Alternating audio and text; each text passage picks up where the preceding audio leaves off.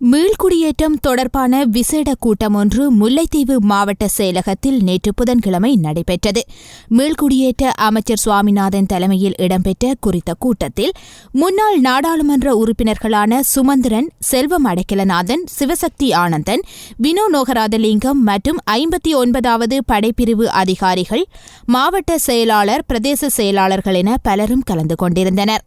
இதன்போது கொக்குளாய் காணி பிரச்சினை, கொக்கு தொடுவாய் காணி பிரச்சினை மற்றும் கேப்பாப்புலவு காணி பிரச்சினை என்பன தொடர்பில் விரிவாக ஆராயப்பட்டது. எனினும் குறித்த பிரச்சினைகள் தொடர்பில் எவ்வித முடிவுகளும் எட்டப்படவில்லை. கூட்டத்தை தொடர்ந்து முன்னாள் நாடாளுமன்ற உறுப்பினர் செல்வம் அடைக்கலநாதன் கருத்து தெரிவிக்கையில்,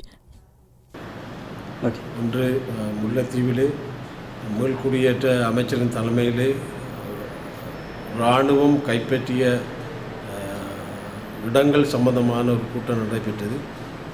மாவட்ட செயலர் தலைமையில் இந்த கூட்டம் நடைபெற்றது. இந்த கூட்டத்தில் கேப்பாப்புலவு, புதுக்குடியிருப்பு போன்ற பிரதேசங்கள் இன்னும் இராணுவம் விவசாயம் செய்கின்ற இடங்கள் சம்பந்தமாக இராணுவம் கால்நடைகளை பிடித்து பால் கறந்து எங்களுடைய மக்களின் கால்நடைகளை பிடித்து அவர்கள் தங்களுடைய சொந்த நலன்களுக்கு பயன்படுத்துகின்ற நிலை சம்பந்தமாகவும் ஆராயப்பட்டது.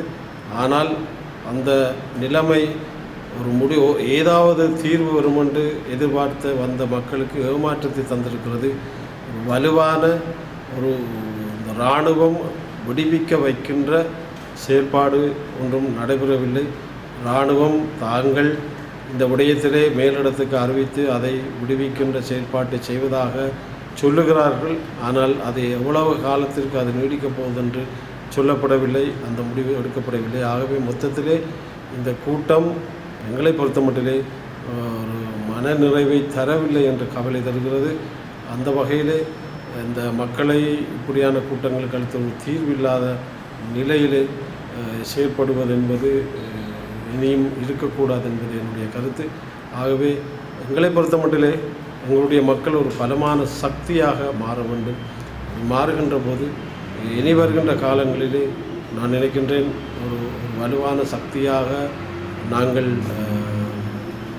இந்த நாட்டிலே இருக்கின்ற போது இந்த மாற்றத்தின் ஊடாக காண விடயங்களை அரசியல் தீர்வு சம்பந்தமாக, எங்களுடைய மீள்குடியேற்றம் சம்பந்தமாக, எங்களுடைய காணாமல் போனவர்கள், சிறையிலே இருப்பவர்கள், இன்னும் அந்த கடல் சார்ந்த பிரச்சனைகள், இவை அனைத்துக்கும் தீர்வு கிடைக்கின்ற ஒரு வாய்ப்பை ஒரு பலத்தின் ஊடாகத்தான் நாங்கள் பெற முடியும்.